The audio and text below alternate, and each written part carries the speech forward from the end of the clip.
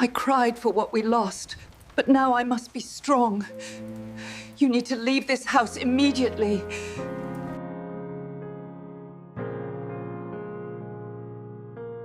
Please be careful. This feels different this time. I will, Mom. Don't worry, everything is going to be all right. The words didn't hit me all at once. They came slow, sharp, one by one. Mom, apologize to my mother-in-law right now or get out of my house. For a second, I thought my ears were playing tricks on me. Maybe my heart was beating too loud. Maybe my age was finally catching up with me. But when I looked straight into my son's face, I knew I heard him just fine. Michael wasn't joking. And Patricia, my daughter-in-law, she was smiling. Not a big smile, not an obvious one, just that tiny, smug curve at the corner of her mouth, the kind people flash when they think the game's already over. I stood up from the beige couch, the same couch I helped them choose, the same living room I paid for.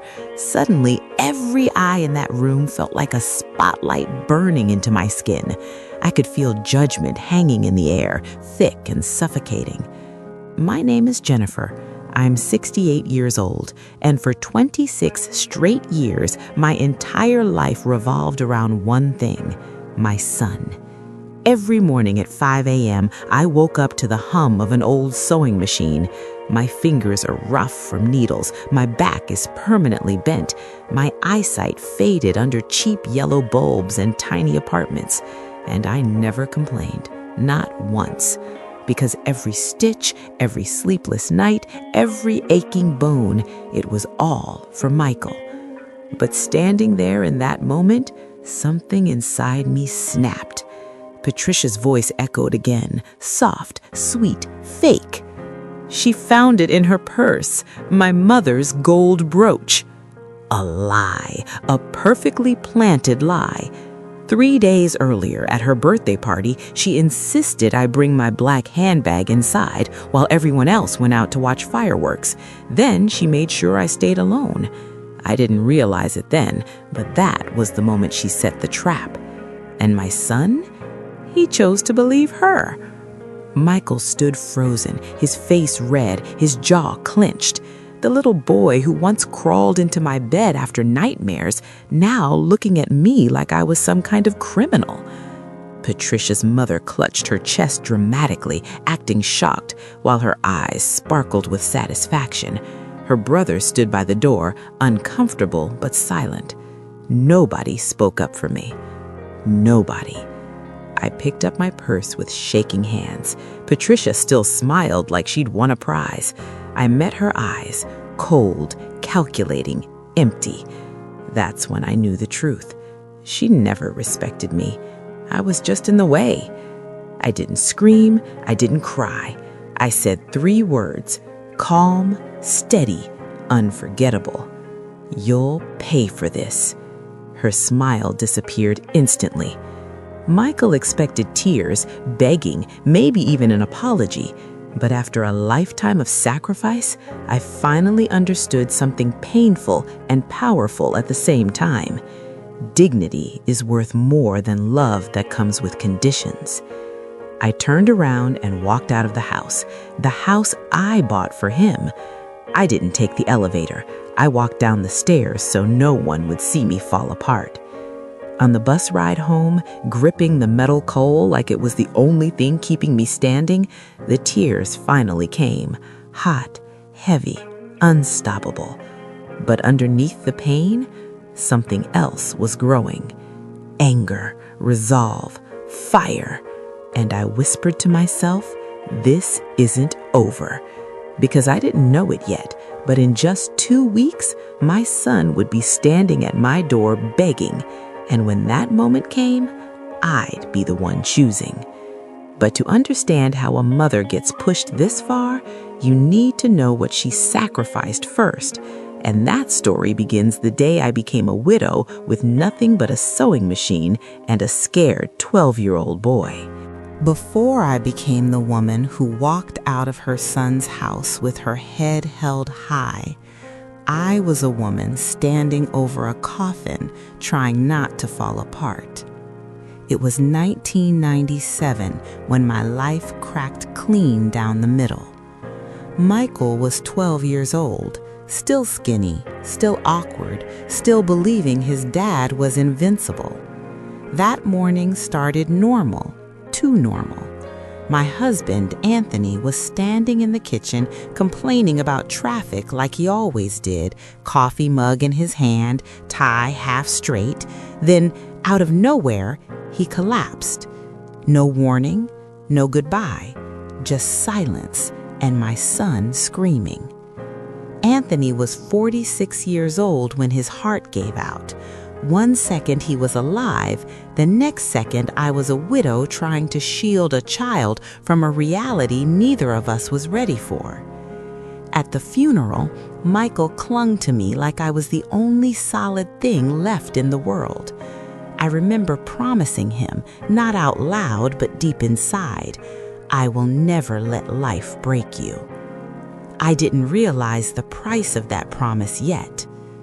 After the sympathy casseroles stopped showing up, after people stopped calling, reality hit hard. No steady job, no insurance, just an old sewing machine my mother left me and $3,200 in savings. That's it.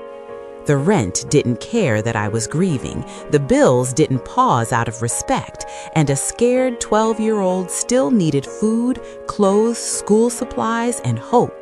So I worked. At first, it was small stuff, fixing hems, sewing buttons, taking in dresses for neighbors. I posted handwritten flyers at church and left my number at a local hair salon. The first dress I ever made from scratch paid $180. I cried when I held that money, not because it was a lot, but because it meant we'd survive another month. Michael grew up to the sound of that sewing machine. It was our background music, early mornings, late nights, weekends that didn't exist. I'd work till midnight, sleep 4 hours, then start all over again. And not once did he complain.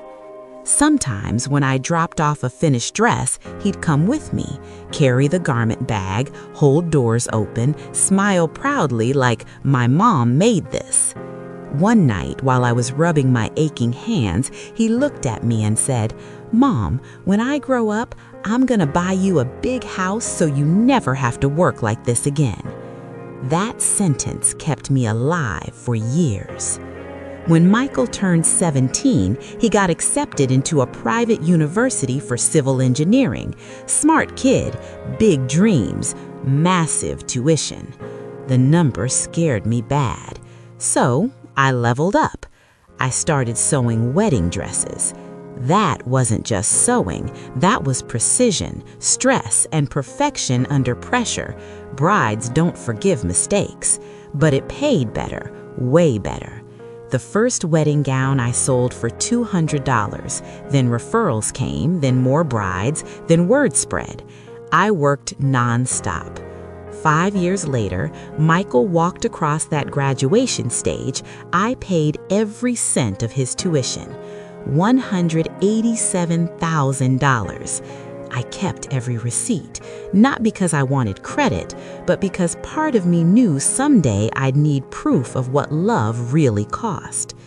When Michael hugged me after graduation, I thought, this is it.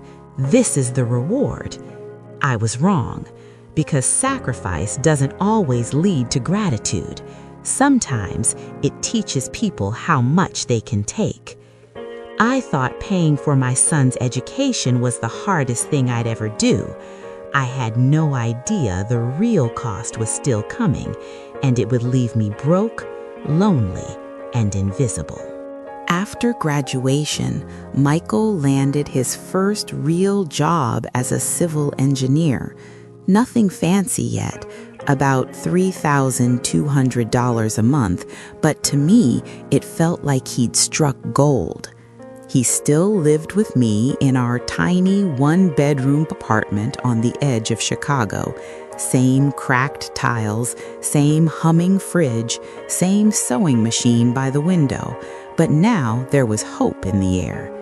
Every month, Michael handed me $800 for rent and bills. I accepted it with a smile, then quietly put half of it into savings for him. He didn't know that. He didn't need to.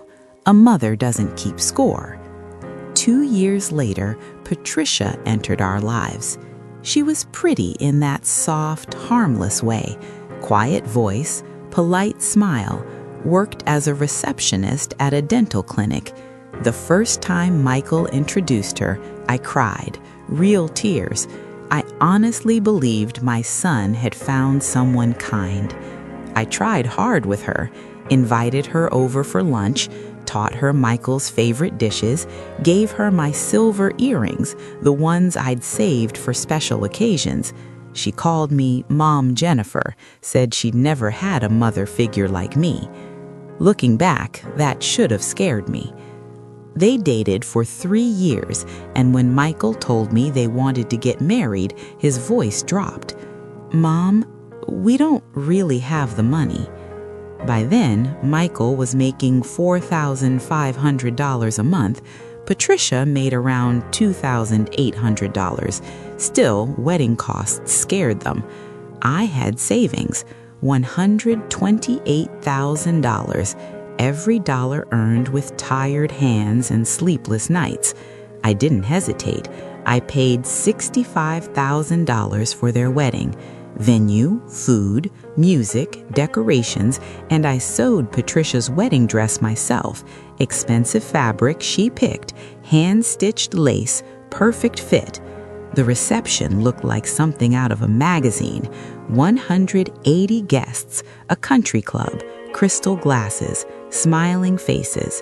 Patricia cried when she saw it all come together, hugged me tight and whispered, "I'll never forget what you've done for us." Funny how easily people forget. 5 years later, Michael got promoted. Big jump. $8,900 a month. Patricia quit her job, said she wanted to focus on the home and prepare for motherhood. Sounded reasonable. They were still renting, though, and Michael complained constantly about throwing money away. By then, my savings had grown to $340,000. That money was supposed to be my retirement, my rest, my escape from pain-filled joints and long nights. Then, Michael showed me a listing, a new brand 2-bedroom condo in Chicago. Price, $340,000. I bought it. Not half, not a loan, all of it, in his name. Michael cried signing the papers, hugged me like he used to when he was little. "Mom, I don't deserve you. I promise I'll take care of you forever." Patricia cried too, promised I'd always have a room there, said it was my home as much as theirs. I stayed in my rented apartment, didn't want to be a burden, didn't want to hover. I kept sewing, slower now, earning just enough for rent, food, and medicine. I thought I had done my job as a mother. I was wrong, because somewhere between buying them a life and disappearing from it, I stopped being family. At first, the visits felt warm, Sunday lunches, smiles, laughter. But by the time Michael started making real money, Patricia stopped pretending. For a while, I truly believed everything was fine. Every Sunday, I showed up with dessert, cornbread pudding, banana pudding, anything Michael loved growing up. Patricia greeted me with hugs, pulled me into the kitchen, asked about seasoning and cooking tricks. Michael smiled more back then, real smiles. I thanked God quietly. My son is happy. That's enough. But peace doesn't always break loudly. Sometimes it fades. By 2017, Michael got promoted again. This time, the paycheck jumped high, $18,500 a month. I didn't even know numbers like that existed in real life. And that's when Patricia changed. First, it was her appearance. Designer clothes only, handbags worth more than my monthly income, salon appointments every 3 weeks, perfume so strong it lingered in the hallway long after she passed. I didn't judge. It was their money, their life.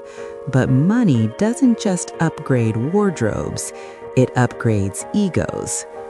One Sunday, I wore a floral blouse I had sewn myself, clean, neat, simple. When I walked in, Patricia scanned me head to toe and smirked.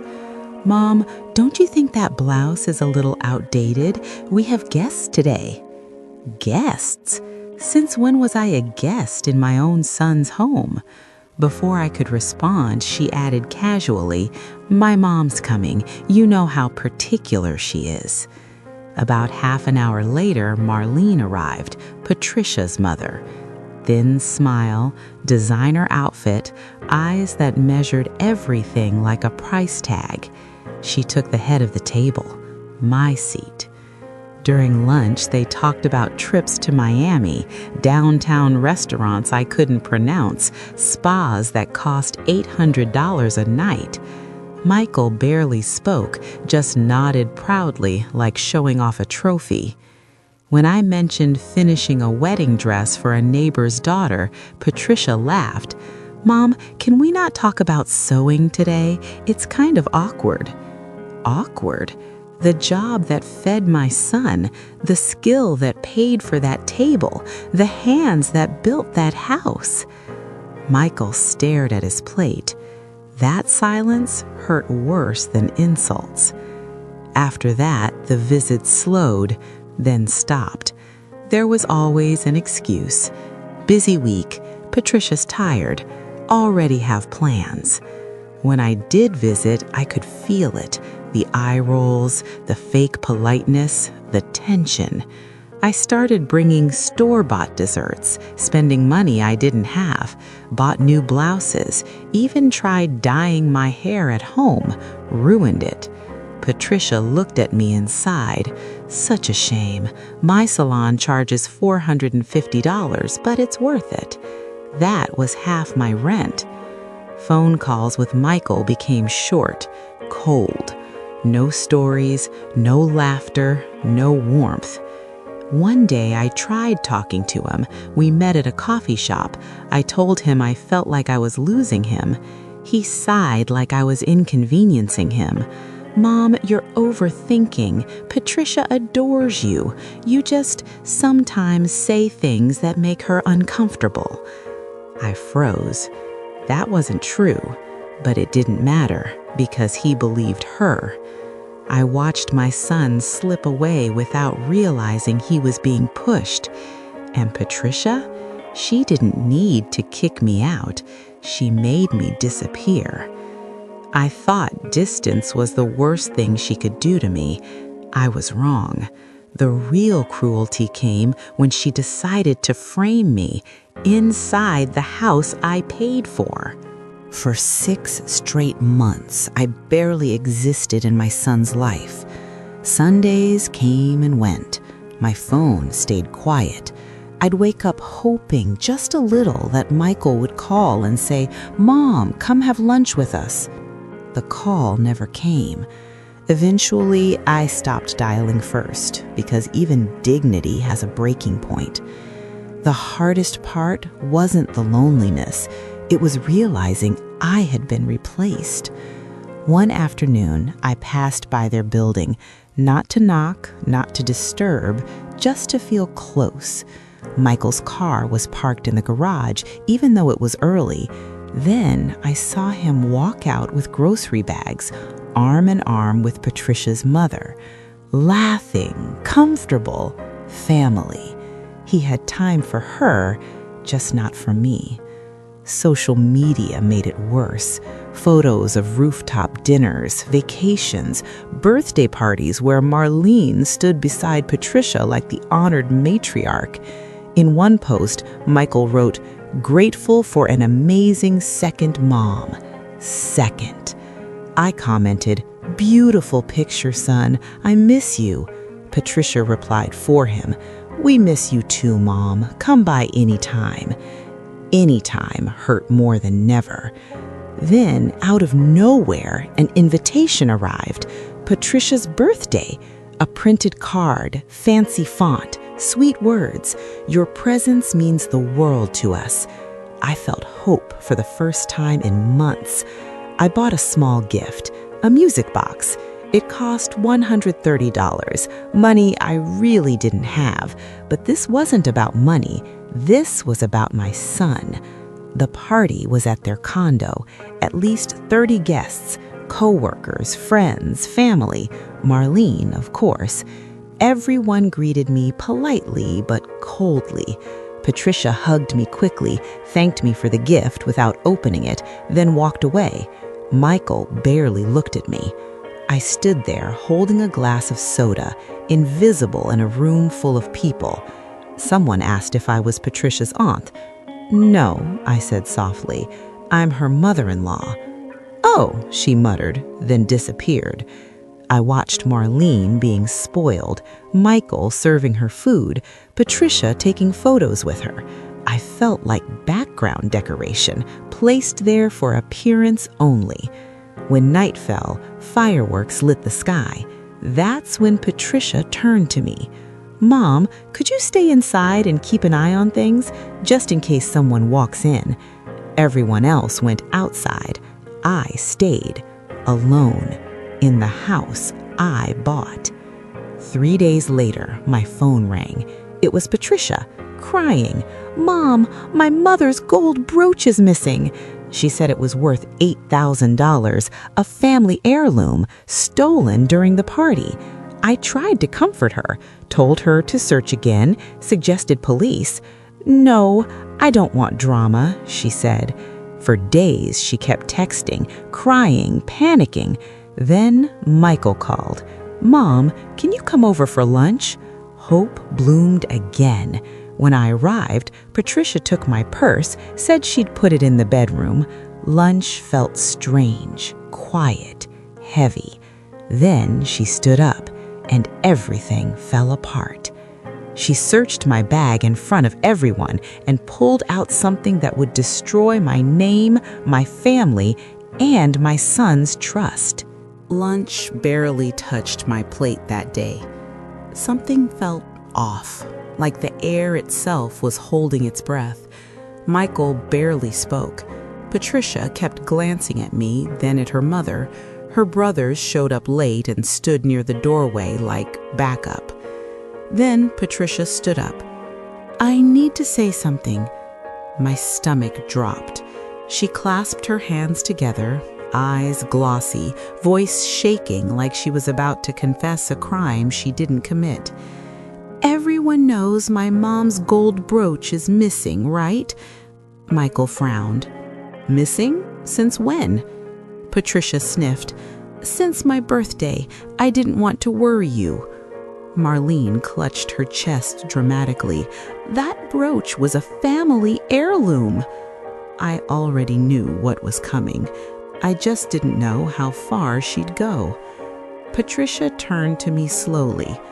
Mom, you stayed inside during the fireworks. Did you see anyone go into the bedroom? Every eye locked on me. No, I said firmly. I sat in the living room the whole time. She nodded, like she expected that answer.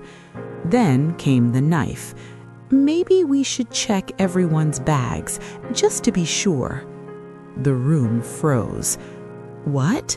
My voice trembled. Check bags? Michael shook his head. Patricia, that's ridiculous. She started crying harder. I don't want to do this, but I need peace of mind. I need to know I tried everything. Michael hesitated. That hesitation broke me.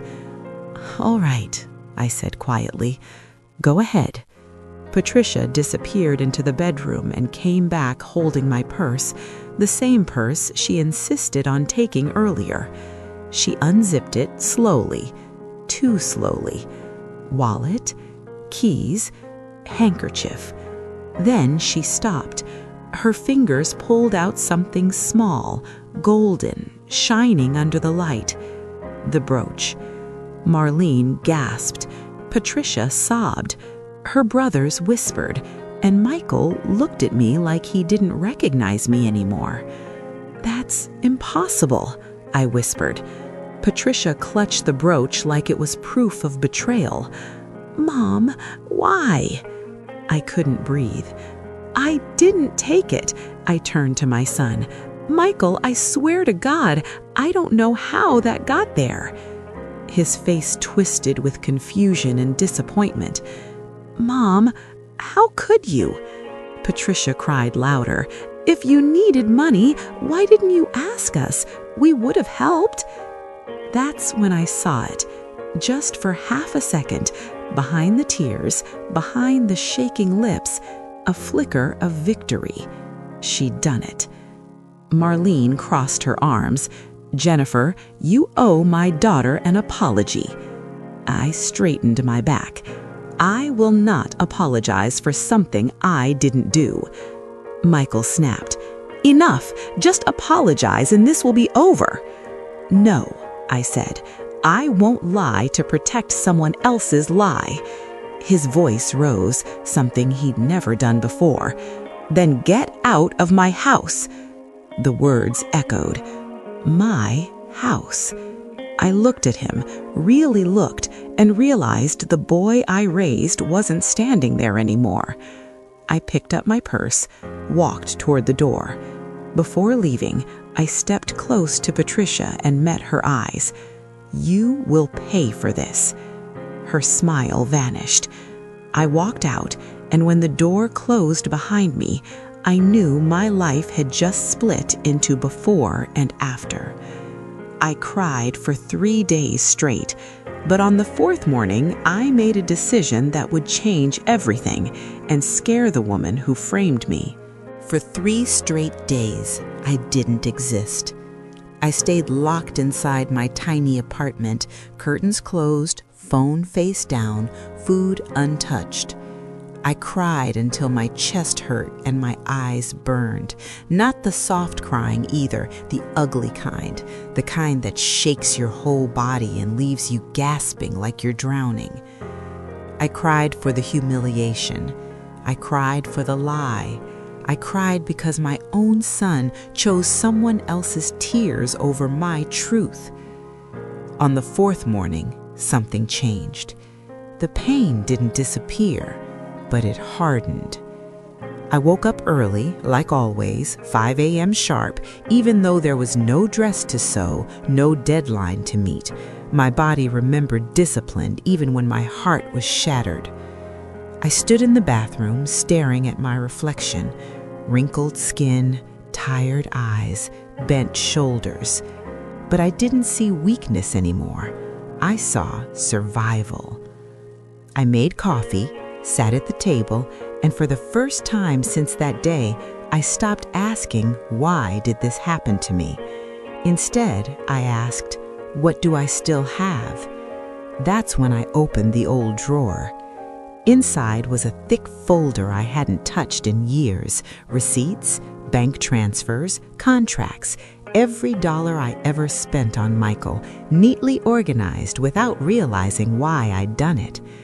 Education, wedding, apartment, $187,000, $65,000, $340,000. A lifetime of love, written in numbers. I didn't scream, I didn't panic, I organized. Chronological order, tabs, notes, dates. I worked calmly like I was sewing a gown, careful, precise, focused. By noon, everything was ready. That afternoon, I went downtown to see a lawyer. His office was on the 2nd floor of an old building. The elevator was broken, so I took the stairs, one step at a time. My knees screamed, but I kept going. The secretary looked at me like I didn't belong there. "No appointment?" "I can pay for a consultation," I said calmly. 10 minutes later, I sat across from Arthur Miller, a family law attorney with tired eyes and a loose tie. "You have 10 minutes, he said. I slid the folder across the desk. I told him everything. No tears, no drama, just facts. When he reached the apartment contract, he paused. "This property was originally in your name?" "Yes." "I gifted it." He sighed. "Did you include a revocation clause?" "No." Silence. Then he leaned forward. "There is something called revocation due to ingratitude. If a child commits serious disrespect, like throwing a parent out, you may have a case." Hope flickered. "What do I need?" "Proof, witnesses, evidence." I shook my head. "I have none." "It won't be cheap," he warned, "and it'll take time." I left his office heavy, but not defeated. On the street below, my eyes caught a small sign. Private Investigation Services, Confidential. I stopped walking. Then I walked inside. A man looked up from his desk. "How can I help?" "I need everything on my daughter-in-law," I said. "Finances, debts, secrets, all of it." He wrote down her name. $1,200, 1 week. It was almost all the money I had left. I didn't hesitate, because when someone frames you, they always leave fingerprints. 1 week later, I learned the truth about Patricia, and it was worse than I ever imagined. That week felt longer than the last 10 years of my life combined. Every minute dragged. I barely slept. My mind replayed that moment over and over. Patricia pulling the brooch from my purse. Michael's face collapsing. The word thief burning into my skin. To stay sane, I took sewing jobs I would have normally turned down. Not because I needed the money, but because I needed something to keep my hands busy while my heart waited for answers. On the 5th day, my phone rang. Unknown number. "Is this Mrs. Jennifer?" "This is Luis Alvarez. I've finished the investigation." My chest tightened. "Did you find anything?" "A lot," he said. "You should come in." 2 hours later, I sat across from him in a small office, a thick envelope on the desk between us. My hands shook as I opened it. Page after page. Numbers, statements, photos. Luis started explaining while I read. "Your daughter-in-law has serious debt, 4 maxed-out credit cards, total $43,880. My stomach dropped. "She's been paying only minimum balances. Interest is stacking fast. Most purchases are luxury items, handbags, salons, spas, designer stores, expensive restaurants." I flipped the page. A receipt for $2,300 for a handbag. Another $1,850 dinner for 6. Another $980 shoes. "She doesn't work," he added. "Michael's income can't keep up with her spending." Then he pointed to another document. About the brooch. I froze. "She bought it at a luxury consignment shop. Price $890. My breath caught. She lied about the appraisal, lied about it being an heirloom, and lied about her mother being deceased. "What?" I whispered. "Her mother is alive. Relationship strained. Marlene often complains about financially supporting her daughter." Everything clicked. The crying, the story, the setup. Luis slid another paper forward. "Here's their joint bank account. 2 months ago, Michael deposited $34,600. After that, multiple cash withdrawals, thousands at a time." She wasn't just erasing me. She was draining him. I clutched the report to my chest. "So, she framed me," I said. Luis nodded. "That's exactly what it looks like." For the first time since that day, I felt something other than pain. Clarity. I wasn't crazy. I wasn't careless. I wasn't guilty. I was targeted. I paid Luis, thanked him, and walked out into the cold air feeling taller than I had in months. The next stop was the lawyer. Arthur read the report carefully, adjusted his glasses. "With this evidence, you have a strong case. We can sue to reclaim the apartment based on ingratitude." I nodded. "And we can also inform your son about his wife's financial situation." "How much?" I asked. $5,000, half now. I barely had enough. "I'll make it work." 3 days later, a legal notice was delivered to Michael's workplace. I didn't call him. I didn't warn him. I waited, because when the truth finally shows up, it doesn't knock politely. 10 days later, at almost midnight, someone pounded on my door, and the voice on the other side broke my heart all over again. 10 days passed after the legal notice was delivered. 10 long, quiet days. No calls, no texts, no apologies. I didn't chase him. I didn't check social media. I just lived, slowly, carefully, like someone learning how to breathe again after being underwater too long. Then, close to 10 p.m., it happened. Not a polite knock, not a neighbor's tap. It was frantic, desperate, like someone was beating on my door with both fists. "Mom! Mom, please, open up!" My heart jumped straight into my throat. I knew that voice, but it didn't sound like the man who threw me out. I opened the door. Michael stood there looking wrecked, shirt wrinkled, hair a mess, eyes red and swollen like he hadn't slept in days. He looked small, not powerful, not confident, broken. He stumbled inside and collapsed into my arms like a child who'd finally run out of lies. "I'm sorry," he cried. "Mom, I'm so sorry." I closed the door slowly. My hands were shaking. "What happened, son?" I asked. He pulled back, wiped his face, and whispered, "She's gone." "Who?" "Patricia." My chest tightened. She took everything. Clothes, bags, jewelry, drained our joint account. $22,300 gone. I didn't speak. "She left a note," he said bitterly. "Said she couldn't live with a weak man who couldn't cut off his mother. Said I wasn't a real man." My heart broke in a way that felt quiet, final.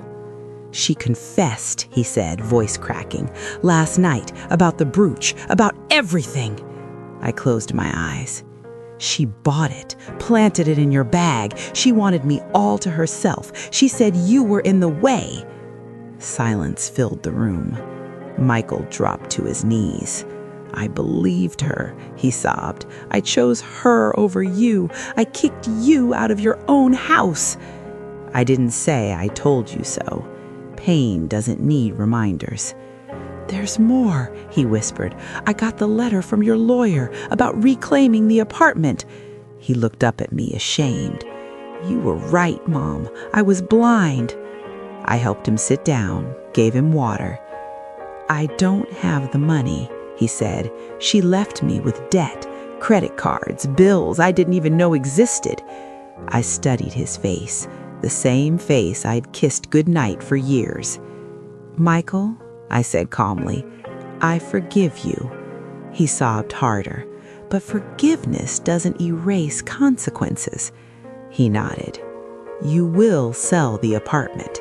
His eyes widened. "You'll pay off every debt she left behind. You'll live within your means. No help from me, no safety net." He swallowed hard. And when you've rebuilt your life with honesty and humility, we can rebuild our relationship." He nodded through tears. "I agree. I deserve it." That night, after he left, I leaned against the door and cried, not from pain this time, but release, because the truth had finally come full circle. 6 months later, my son came back, not as a man who owned everything, but as one who finally understood the cost of respect. 6 months can feel like a lifetime when you're rebuilding from the ground up. Michael sold the condo. No excuses, no delays, no drama.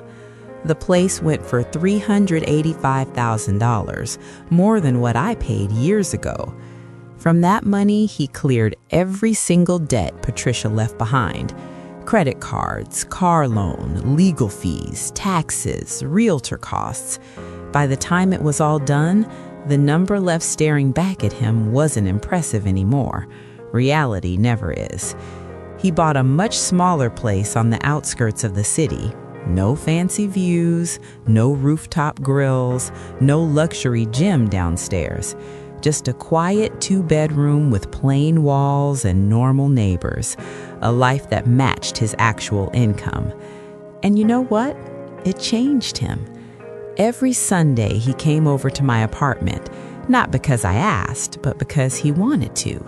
He brought fresh bread from the corner bakery, brewed coffee the way his father used to, sat at my tiny table like it was the most important meeting of his week. We talked, not surface level talk, real talk, about mistakes, about pride, about how easy it is to confuse love with convenience. He learned to cook because no one else would do it for him. Learned how to clean his place, wash his clothes, iron his shirts. Learned that life doesn't applaud you just because you earn good money. Money doesn't raise you. Character does. One afternoon, while we were sitting by the window, he took my hand. "Mom," he said quietly, "thank you." "For what?" "For not saving me from the consequences. You could have taken the apartment back through court. You could have cut me off completely." I smiled softly. "That wouldn't have taught you anything." He nodded. "You taught me the hardest lesson of my life." I still lived in my small rented apartment, still sewed dresses, but something was different now.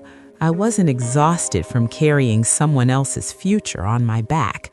For the first time in years, I was living for myself. Michael looked lighter too, not richer, but freer. There was humility in his eyes that hadn't been there before. "I'll never disappoint you again," he said. I shook my head gently. "Don't promise that. Promise respect. The rest follows." He smiled, a real smile, the kind I hadn't seen in years. That's when I knew something important. Losing everything didn't break him. Losing me almost did. And sometimes that's exactly what it takes for someone to wake up. Just when life felt peaceful again, a message arrived, and the name on the screen reminded me that some chapters don't stay closed forever. Peace is a strange thing. When you finally get it, you almost don't trust it. You keep waiting for the other shoe to drop. That's exactly how I felt the morning my phone buzzed with a name I hadn't seen in months, Patricia. For a long second, I just stared at the screen. My heart didn't race, my hands didn't shake. I felt calm, the kind of calm that comes after you've already survived the worst.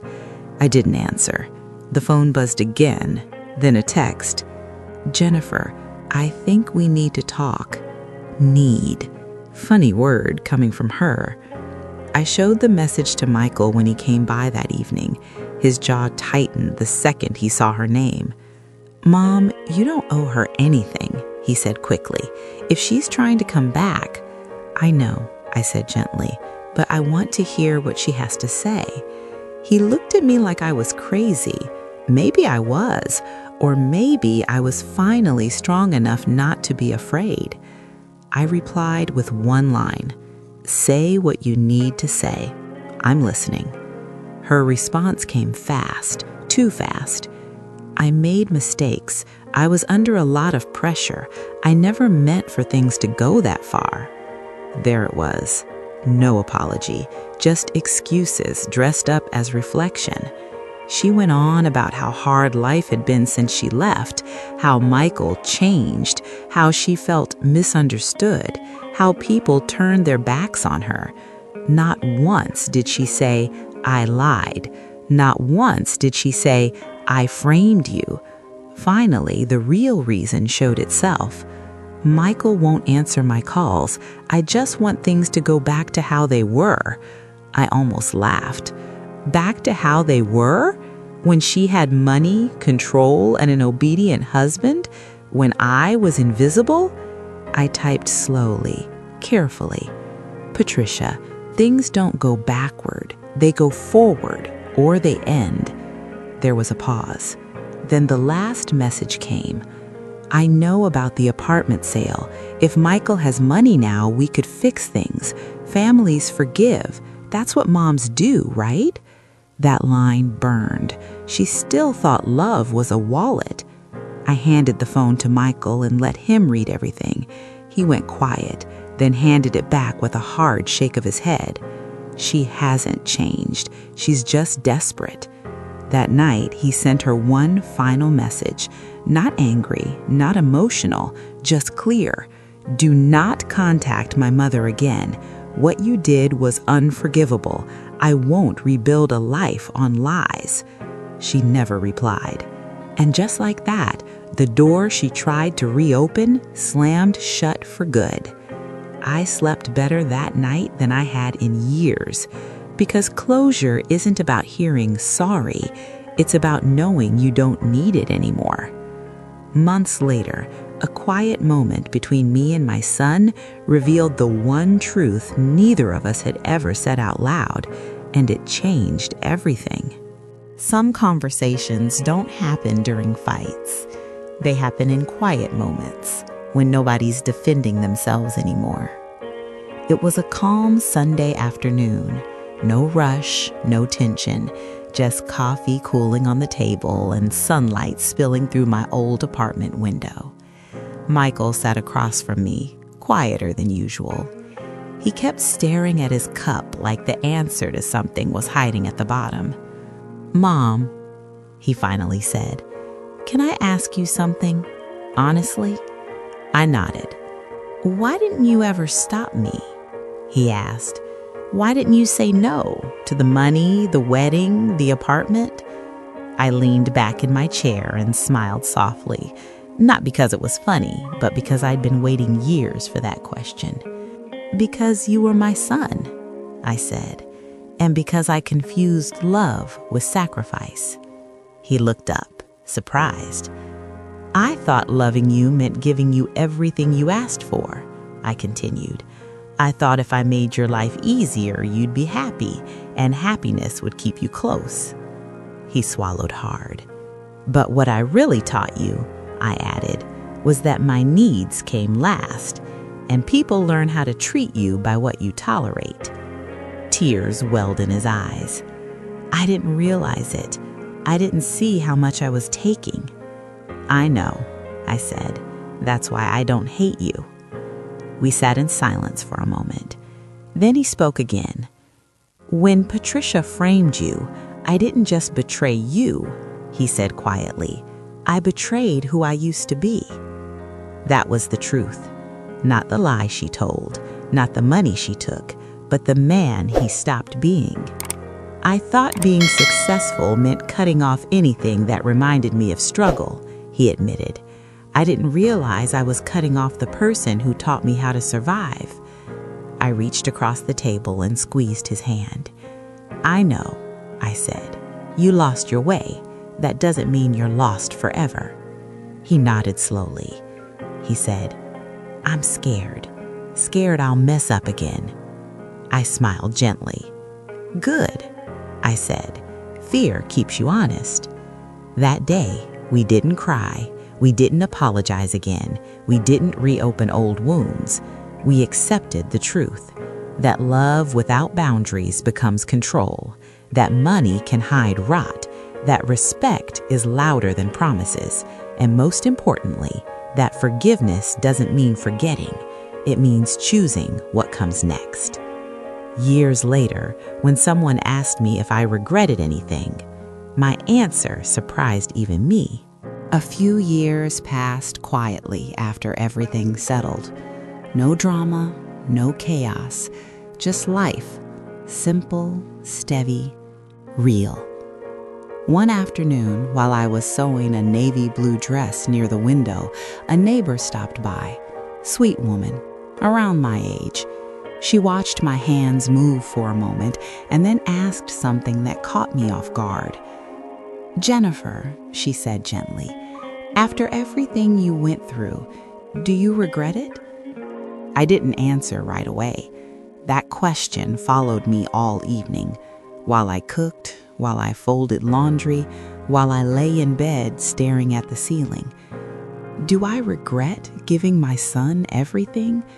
Do I regret the money, the years, the pain?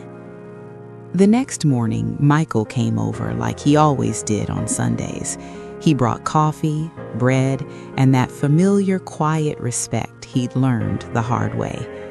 I looked at him and realized something important. Regret is a luxury people talk about when they haven't learned the lesson yet. "I regret one thing," I finally said. He looked up. "I regret not teaching you sooner that love doesn't mean self-erasure." He nodded slowly. "But do I regret the sacrifices?" I continued. "No, because they showed me who I was and who I refused to remain." Michael smiled faintly. "You're stronger than you think, Mom." I shook my head. No, I just stopped shrinking. That was the truth. I still lived in the same apartment, still worked with my hands, still counted my money carefully, but I no longer felt poor. Because poverty isn't about numbers, it's about being treated like you're disposable. I wasn't disposable anymore. Michael changed too. Not overnight. Real change never happens that way. But slowly, honestly. He dated cautiously, asked questions, paid attention to how people treated others, not just him. One day he said something I'll never forget. "I don't want someone who loves my lifestyle," he said. "I want someone who respects my roots." That's when I knew the lesson stuck. Sometimes love has to break before it can rebuild. Sometimes losing everything teaches you what actually matters. And sometimes the villain of your story becomes the warning that saves you. If there's one lesson my life taught me, it's this. Dignity is not something you wait for others to give you. It's something you decide to claim. People think life teaches lessons loudly. It doesn't. Most of the time, it teaches them in quiet moments, when no one's watching, when there's no applause, when you finally choose yourself for the first time. I'm 72 now. My hands are still rough. My back still aches. The sewing machine still hums by the window like an old friend who never left. I still live in the same small apartment. Nothing about my life looks impressive from the outside. And I've never felt richer. Michael still comes by every Sunday, not out of obligation, out of choice. He listens now, really listens. He doesn't interrupt. He doesn't defend. He asks before assuming. That's respect. Sometimes we talk about the past, not with anger, not with blame, but with honesty. We don't pretend it didn't hurt. We don't sugarcoat what was broken. We acknowledge it and move forward. He once asked me, "Mom, how did you survive that day, the day I threw you out?" I didn't answer right away. "Because I finally understood something," I said, "that loving someone doesn't mean letting them destroy you." That moment changed everything. If there's one thing I want people to understand from my story, it's this. You can love deeply and still draw boundaries. You can forgive without going back. You can walk away without being cruel. Patricia never contacted me again, and I don't wonder where she ended up. Some people are lessons, not chapters. They exist to teach you who to protect yourself from. As for Michael, he's rebuilding slowly, honestly. He knows now that money can disappear overnight, but integrity takes a lifetime to earn back. One evening, as the sun dipped behind the buildings, he looked at me and said, "You saved me, even when I didn't deserve it." I shook my head. "No," I said softly, "I saved myself. You just learned from it." That's the difference.